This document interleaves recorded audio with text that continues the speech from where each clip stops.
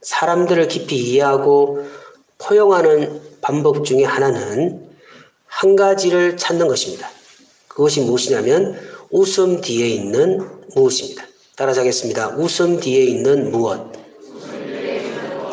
사람들은 누구나 가지고 있는 한 가지 그 무엇이 바로 웃음 뒤에 있다는 거죠.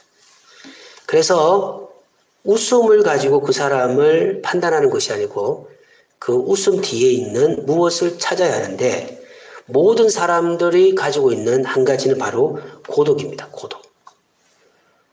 대부분의 사람들은 이 고독이라고 하는 것을 스스로 참고 이겨내려고 합니다. 하지만 우리가 살아가는 시대 속에서는 이 고독을 스스로 이기지 못하고 잘못된 행동으로 자신의 인생을 마감하는 사람도 많습니다.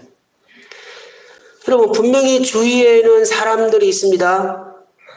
또 그들과 함께 만남을 가지고 그들과 함께 대화하고 그들과 함께 공존하는데도 한쪽 깊은 마음에는 채우지 못하는 고독함 때문에 현대사회의 사람들은 힘들어한다는 거죠.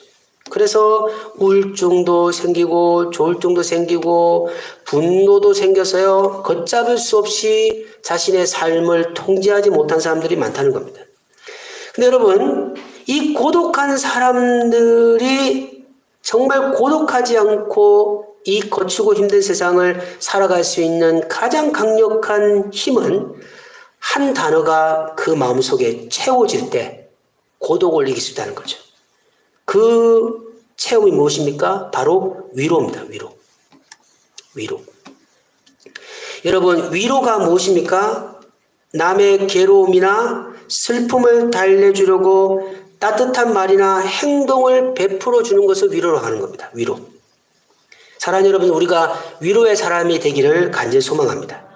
주위를 한번 보시면 나의 가족도 마찬가지고 친척, 이웃, 동료들 보면요, 고독한 사람들이 너무 많아요. 그들에게 위로자가 되시기 바랍니다. 저는 우리가 세상을 살아가면서 주위에 많은 사람들에게 고통을 주는 사람, 아픔을 주는 사람이 아니고 위로자가 되기 원하는데, 여러분, 오늘 우리가 위로자가 되기 위해서는 위로의 근원 되시는 예수 그리스도를 우리가 깊이 생각하고 그분이 주시는 위로를 우리가 받아야 합니다. 내 안에 위로가 채워지지 않으면 다른 사람들을 위로할 수 없다는 것이죠. 내가 마음속에 여유가 없으면 다른 사람의 아픔을 위로할 수 없는데, 그 마음속에 충만함이 뭐냐?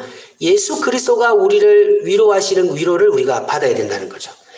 내일부터 우리는 한 주 동안에 예수님의 고난을 깊이 생각하는 고난주간을 한 주 동안에 우리가 새벽에 하나님 앞에 예배 드리면서 한 주를 보낼 것입니다.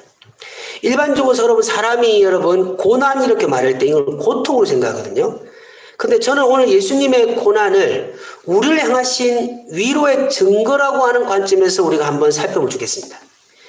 예수님의 고난을 깊이 생각하시고 지금 고독 속에 계신 분 있으면 예수 그리스도의 위로가 충만하시기를 간절히 소망합니다. 하늘이 주는 위로, 땅이 주는 위로가 아니고, 물질이 주는 위로가 아니고, 사람이 주는 위로가 아니고, 영적 위로. 그 위로는 예수 그리스도만이 줄 수가 있는 겁니다. 본문은 이사야가 미래에 일어날 일들에 대해서 예언하는 내용이 나옵니다. 53장은 누구나 잘 알고 있듯이 인류를 구원할 메시아가 어떤 분이고 그분이 어떤 삶을 살 것인가를 이사야가 수많은 긴 시간 후에 나올 메시아를 지금 예언하고 있습니다. 그런데 여러분, 특징이 있습니다. 일반적으로 여러분 메시아 이렇게 하면 어떤 느낌 드세요? 구원자. 그러면요, 아주 덩치도 크고요, 손에서는 빛이 나오고요, 에너지가 막 많고요, 그리고 모든 세상을 다 다스릴 만큼의 강력한 힘을 가진 사람 우리가 메시아라고 하는데, 이사야 53장에서 이사야가 인류를 구원할, 죄인인 우리를 구원할 메시아를 설명하는데 전혀 강력한 힘을 가진 자가 아니고 우리가 생각지 못한 비유를 통해서 메시아를 설명하고 있다는 거죠. 분명히 이사야가 우리에게 전하고 싶은 메시지가 있다는 거죠. 이사야는 여러분 53장에서 인류를 구원할 메시아가 너무 연약한 존재로 설명하고 있습니다. 이사야는 여러분 미래에 오실 우리가 예수님이라고 우리가 알고 있기 때문에, 근데 예수님을 양으로 설명하고 있는 양. 여러분 한 가지 질문이 던지지 않습니까? 왜 이사야가 메시아를 설명하면서 예를 들어서 불 아니면 어떤 능력, 번개 아니 이런 걸로 설명할 수 있는데 왜 수많은 동물 중에서 양이라고 하는 동물을 통해서 인류의 구원자 메시아를 설명하고 있는가? 자, 양이 여러분 가지고 있는 특징에 대해서 오늘 이사야가 7절에 보면 이렇게 비유합니다. 우리 7절 읽어보겠습니다. 시작.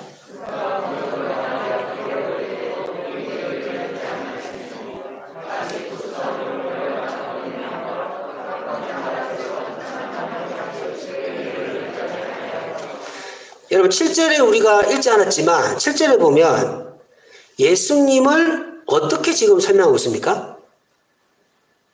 따라서 하겠습니다. 마치 도수장으로 끌려가는 어린 양과 털 깎는 자 앞에, 여러분 그 잠잠한 양같이 이렇게 나오죠. 그러니까 무슨 말이냐면 도수장으로 끌려가는 양, 그리고 털 깎는 자 앞에 잠잠한 양 같은 존재가 메시아다 이렇게 말합니다. 하늘에서 막 불이 떨어지게 하는 분, 세상의 모든 것을 다 아시는 분, 죽은 자를 살리시는 분, 이렇게 설명하는 장도 있지만 이사야는 지금 어떤 양이냐? 힘없고 저항하지 않는 양을 지금 메시아로 설명하고 있다는 거죠. 여러분 7절에서 주고 있는 메시아가 가지고 있는 제일 큰 특징이 뭔지 아세요? 순종입니다. 순종. 양은 여러분 특징이 있는데요. 도살장으로 끌려갈 때 도망가지 않습니다. 그리고 줄을 서서요. 예를 들어서 양의 이름이 있거든요. 누구 이렇게 하면, 그러면 앞에서 양이 죽는 모습을 보면서도요. 주인이 누구야 이렇게 부르면요. 도망가지 않고 그 도살하는 그 장소에 와서 그냥 고개를 푹 숙이고 있다고 합니다. 다른 동물보다 순종, 주인의 음성을 그대로 순응하는, 도망가지 않고 죽어가는 그 모습, 자기 차례가 아닌데도 묵묵하게 주인의 명령에 순응하는 그 모습이 바로 메시아의 모습이다 이렇게 말합니다. 이것은 여러분들 메시아가 가지고 있는 가장 큰 특징, 바로 하나님 아버지의 명령에 순응하는 메시아의 모습이라는 것이죠. 인류를 구원할 메시아는 반드시 능력이 있어야 합니다. 인류를 구원하시는 메시아는 하늘과 땅과 모든 권세를 가지고 있어야 됩니다. 그러나 이 메시아는 능력만 가지고 있는 것이 아니고 고통받고 외로운 사람의 위로자가 되어야 된다는 것이죠. 예수 그리스도는 죄에서 우리를 구원하신 분이십니다. 아멘. 죽음을 이기신 분이십니다. 사망의 권세를 파괴시킨 분이십니다. 사탄의 모든 계략을 무너뜨린 분이시고 오직 예수 그리스도 외에 구원이 없음을 성경은 가르쳐주고 있지만, 그분은 그렇게 능력 많지만 홀로 외로이 우는 연약하고 부족한 죄인에게 찾아와서 따뜻한 손으로 눈물 흘리는 외로운 자를 품고 함께 울어줄 수 있는 분이 메시아란 말입니다. 사랑하는 가족 여러분 예수님을 믿으십니까? 그러면 예수님의 위로를 경험하셔야 된다는 거죠. 사방을 밟도 해결할 수 없는 막막한 외로움과 고독 속에서 사람의 힘으로 그것을 채우는 것이 아니고, 다른 인간의 방법으로 그것을 채우는 것이 아니고, 하늘과 땅과 모든 것을 창조하시고 다스리지만 인류의 연약한 자의 숨소리를 기억하시고 이 땅의 낮은 자, 도상에 끌려가는 어린 양같이 순종으로 자신의 인생을 바치신 예수 그리스도의 위로를 받아야 되지 않습니까? 그게 여러분 그리스도인이 아닙니까? 믿지 않는 사람들처럼 예수 그리스도가 위로가 되지 못하고 환경, 사람의 말, 여러 가지 그런 걸로 위로받는 것이라면 그 사람은 그리스도인이 아니죠. 그리스도인은 자신이 위로를 예수님 통해서 받아야 위로가 필요한 사람에게 예수 그리스도 위로를 전하는 것입니다.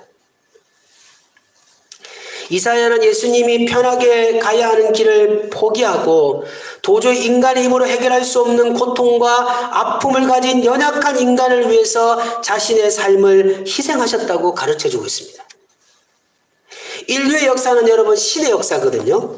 여러분 성경에 말고 인류의 로마부터 시작해서요. 모든 인류의 역사는요. 신과 함께 이야기가 전개되는데 역사 속에 있는 신의 특징이 뭔지 아십니까? 신은 인간에게 찾아오는 것이 아니고 사람이 신에게 도움을 청해야 됩니다. 그래서 여러분들 성경에 보시면요. 신에게 도움을 얻기 위해서 자신의 자녀까지 불에 던지는 그런 엄청난 범죄도 일으킬 만큼 우상의 특징은 뭐냐면요. 찾아오는 신이 아니라는 거죠. 어떻게 하든지 달래줘야 됩니다.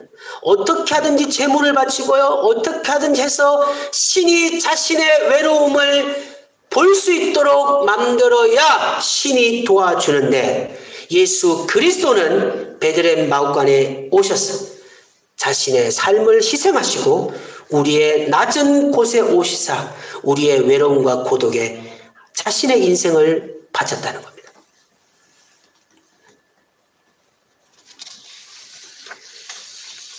고난의 길을 가셨습니다. 그래서 여러분 고난은 고통으로 생각하는 것이 아니고요. 고난은 우리를 향하신 예수님의 사랑임을 기억하시기를 간절히 소망합니다. 고난은 사랑이다 이거죠. 그 사랑의 증거가 뭐냐? 그게 고통이라는 것이죠. 여러분 이번 한 주 동안 나를 위해 십자가의 길을 가기까지 우리를 사랑하셨던 예수님의 사랑과 위로를 경험하는 한 주가 되시기를 간절히 소망합니다. 예수님은 우리에게 진정한 위로자가 되기를 원하시고 우리가 짊어져야 하는 무거운 짐을 지시며 가셨던 분이십니다. 우리 4절을 읽어보겠습니다. 시작.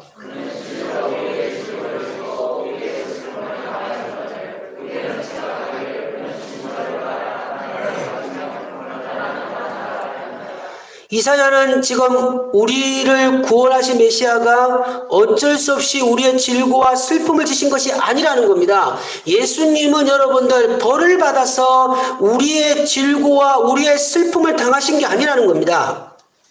예수님은 우리의 고통을 받을 필요가 없었던 분이라는 거예요. 그분은 하늘 나라에서 편하게 살 수 있는 분이신데 연약한 자의 외로움을 보시고 그 외로움을 치료하기 위해서 우리의 질고와 우리의 슬픔을 스스로 선택하심으로 고난의 길을 가셨다는 겁니다. 많은 사람들은 여러분 고난을 아프다고 하는 관점으로 봅니다. 그러니까 고난에 대해서 정말 가슴 아픈 마음을 가지지만 여러분 고난은 예수 그리스도의 사랑을 생각해야 된다는 거죠. 내가 무엇이간데 내가 도대체 어떤 인생이기에 주님이 나를 위해서 십자가에 피 흘려 죽으셨는지를 내 자신이 정말 고백하고 감사하는 마음을 가져야 된다는 거죠. 이 감사하는 마음이 없으면 여러분 우리는 완전히 무너져 버릴 수밖에 없다는 겁니다. 이번 한 주 동안 여러분 내가 짊어지고 가야 할 이 영적 짐을 스스로 지고 가신 주님께 감사와 영광을 돌리는 은혜가 있기를 예수님으로 간절히 소망합니다. 그러면 예수님께서 우리의 죄악의 짐을 지시고 해결하시기 위해서 오셨는데 무엇을 해결하시려고 오셨는가? 첫 번째 육체의 고통을 해결하시기 위해서 오셨습니다. 5절 보겠습니다. 시작. 찔림은 우리의 허물 때문이요 그의 상함은 우리의 죄악 때문이다. 예, 5절 예. 그 5절에서 그가 찔림은 우리의 허물 때문이요 그가 상함 우리의 죄악 때문이라고 말씀하셨습니다. 가장 잘못된 위로는요. 희생하지 않으면서 하는 위로란 말입니다. 어느 누구도 희생하지 않으면서 말만으로 위로할 수 있는 사람은 누구나 있습니다. 그러니까 힘내세요. 아우 안타깝네요. 여러분 누구나 할 수 있는 거죠. 그러나 진짜 그 고통에 자신의 시간을 바치고 자신의 마음을 바치는 사람은 많지 않다는 거죠. 예수님은 여러분 말만으로 죄인들을 위하여 위로한 사람이 아니고요. 친히 자신의 모든 것을 희생하심으로 우리의 아픔과 슬픔을 친히 담당하시고 그 고통을 짊어지셨다는 것이죠. 이게 바로 고난이 주는 의미가 있다는 겁니다. 하나님 아버지와 함께 천지를 창조하셨던 성자 하나님께서 인간의 몸으로 오시고 골고다의 길을 가심으로 끝내는 죽음의 길을 선택하셨습니다. 이게 바로 진정한 예수님의 사랑이라는 거죠. 우리는 한 주 동안에 주님께서 우리를 얼마나 사랑하셨는지를 기억하는 날을 보내야 됩니다. 고난주간은 여러분들 예수님이 얼마나 아팠을까 얼마나 고통스러웠을까를 생각하는 날이 아니고요. 이 고난주간에 나를 위해서 나를 얼마나 사랑하셨으면 자신의 인생을 바칠 정도로 나의 고통과 아픔을 기억하시고 십자가의 길을 가신 예수 그리스도 그분을 생각하는 한 주가 되어야 한다는 거죠. 아무것도 바라지 않고 오직 인류의 구원을 위해서 자신의 삶을 희생하는 주님의 삶을 깨닫는다면 여러분 우리도 주님의 고난을 함께 동참하며 그분께 사랑을 드려야 된다는 것이죠. 여러분 말로는 얼마든지 할 수 있습니다.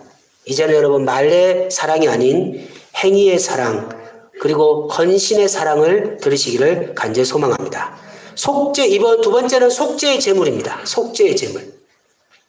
5절에 보시면요. 그가 징계를 받음으로 우리는 평화를 누리고 그가 채찍에 맞음으로 우리는 나음을 받았도다. 이사야는 진정한 메시아는 죄인이 당해야 하는 당연한 형벌을 짊어지시고 고통의 길을 가셨다는 겁니다.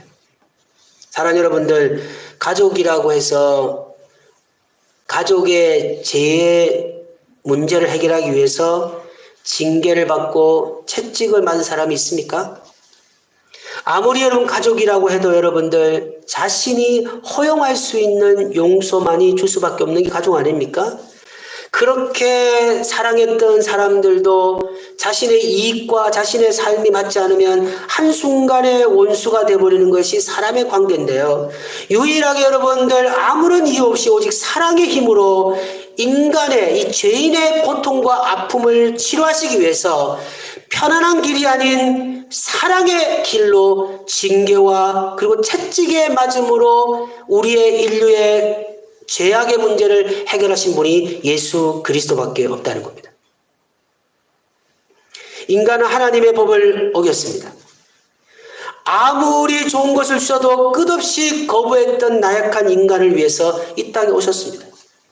구약에서 여러분들 제사장들이나 선지자들이 그렇게 회개하라, 하나님을 의지하라, 하나님을 바라보라, 하나님과 함께 살아라고 그렇게 외쳐도 끝없이 거부했던 그들을 완전히 포기하지 않으시고 가장 귀한 하나밖에 없는 아들 예수 그리스도를 이 땅에 보내주심으로 마지막 사랑을 우리에게 주셨다는 겁니다.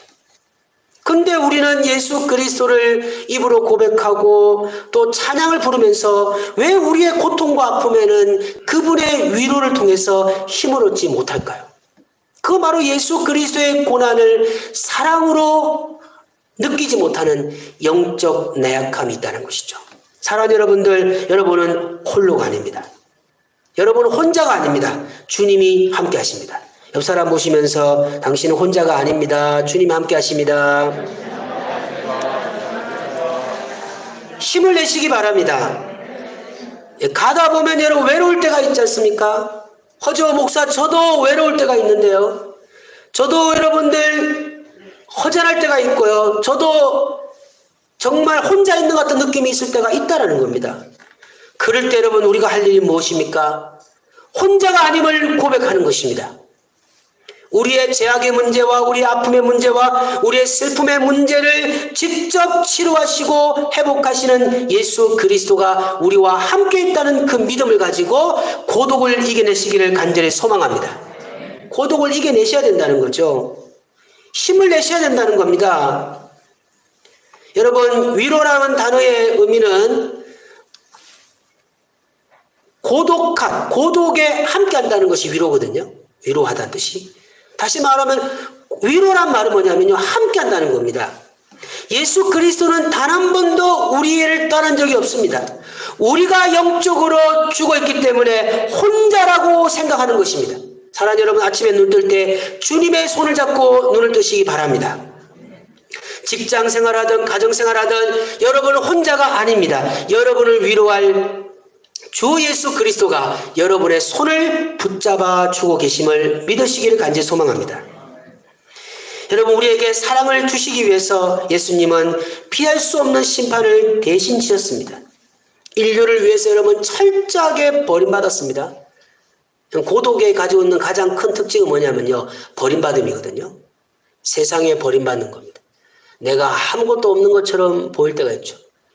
여기 봐도 그렇고 여기 봐도 그렇고. 저도 사역하면서 어떤 일을 제가 경험한 후에요, 교회 이제 사역을 사임하고 혼자 기도원에 가서 기도할 때가 있었는데, 근데 우연히 그때가 이제 카카오 스토리인가 보니까 저는 엄청나게 고독에 빠져가지고요, 그 기도원의 작은 동굴 속에서요, 하나님 이제 어디 가야 됩니까? 하나님 제가 무엇을 해야 합니까? 라고 할 때요, 그냥 안 봐야 되는데 우리 청년들이 보고 싶어가지고 카카오 스토리 보니까요, 행복한 거예요.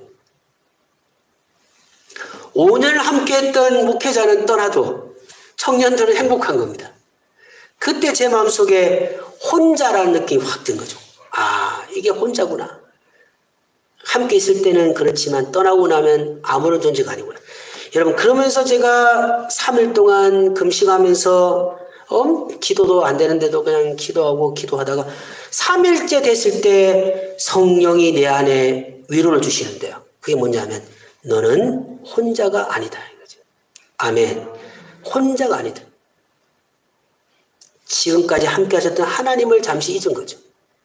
그래서 그 하나님과 함께 기도하고 다시 용기를 얻고 다시 새로운 길을 갔던 적이 있습니다.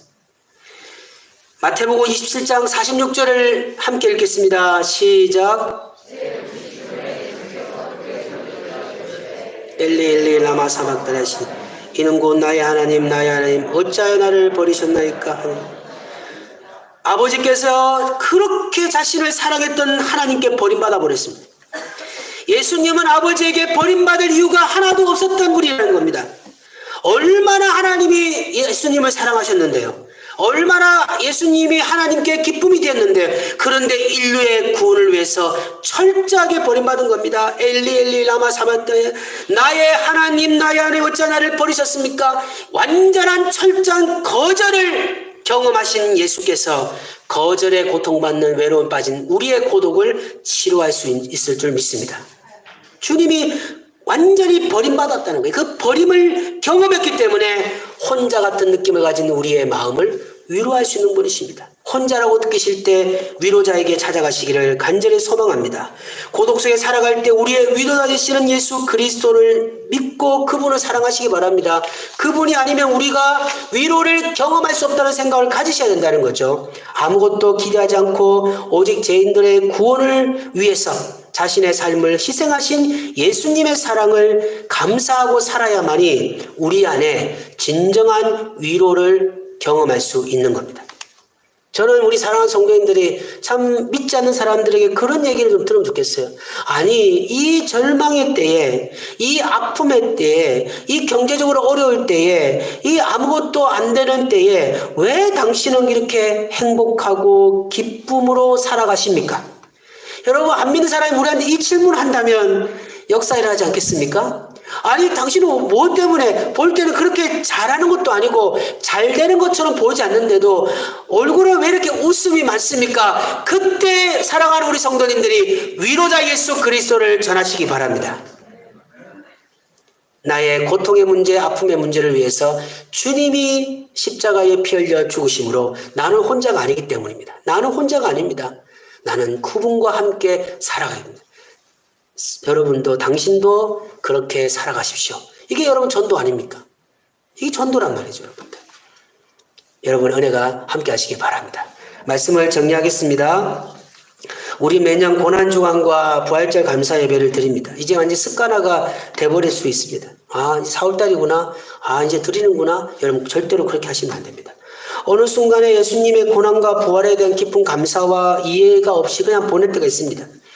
여러분 아무런 의미가 없습니다. 여러분 부활절 예배 안 드려도 괜찮습니다. 우리에게 진짜 필요한 것은 그 깊은 의미를 담아야 된다는 것이죠. 주님이 우리에게 원하시는 것은요 바로 그렇습니다. 올해부터 여러분들 우리가 본당에서 또 오직 힘드신 분들은 영상을 통해서 우리가 고난주간 예배 드리는데 여러분 우리가 예배 드리는 이유가 뭡니까? 생각하는 겁니다. 생각. 다시 한 번 더 고난에 담긴 예수님의 사랑을 깊이 생각하는 한 주가 되시기 바랍니다. 고난에 담긴 진정한 의미가 회복되어야만이 부활의 역사를 경험할 수 있는 것이죠. 죄인인 우리를 진정으로 사랑하심으로 가지 않아야 될 골고다의 길, 십자가의 길을 가신 예수 그리스도가 여러분의 위로가 되기를 간절히 소망합니다. 잘 될 때도 있잖아요, 여러분들. 또 잘 안 될 때도 있잖아요. 잘 될 때는 여러분 좋았다가 힘들 때는 무너진다면 그 그리스도인이 아니잖아요. 예수님이 고난의 길을 묵묵하셨던 것처럼 안 될 때도 위로진 예수님을 믿고 힘을 내시고 잘 될 때는 감사하면서 또 그분의 위로를 경험하는 변하지 않는 위로자 예수 그리스도와 함께 살아가는 은혜가 있기를 간절히 소망합니다. 그러면 우리는 어떻게 살아야 할까요? 마지막입니다. 주님의 길을 가야 합니다. 6절 읽어보겠습니다. 시작. 그를 행하여 각기 제 길로 갔거늘 여호와께서는 우리 모두의 죄악을 그에게 담당시키셨다. 여러분 예수님을 위로자로 섬기는 사람은 어떻게 살아야 됩니까? 6절처럼 살면 안 된다는 겁니다. 양 같아서 그를 향하여 각기 제 길로 갔거늘 여호와께서는 우리 모두의 죄악을 그에게 담당시키셨다. 여러분 각기 제 길로 가지 않고 예수 그리스도가 가신 길을 가는 은혜가 있기를 간절히 소망합니다. 진정한 위로는 그분이 가신 길을 가야 합니다. 이것이 그리스도인의 삶이라고 말하고 십자가의 길이라고 말하고 순교자의 길이라고 말하는 겁니다. 이번 한 주 동안 정말 한번 그렇게 살아보십시오. 우리의 고독과 슬픔을 해결하시기 위해서 고난의 길을 가신 영원한 우리의 위로자신 예수 그리스도께 감사하며 그분을 통하여 큰 위로를 받아 슬프고 아픈 자들에게 위로하고 예수 그리스도의 생명의 부활을 증거하는 전도자의 삶, 예배자의 삶, 평신도 사역자의 삶을 이번 한 주 동안 살아가시기를 예수님 이름으로 간절히 소망합니다.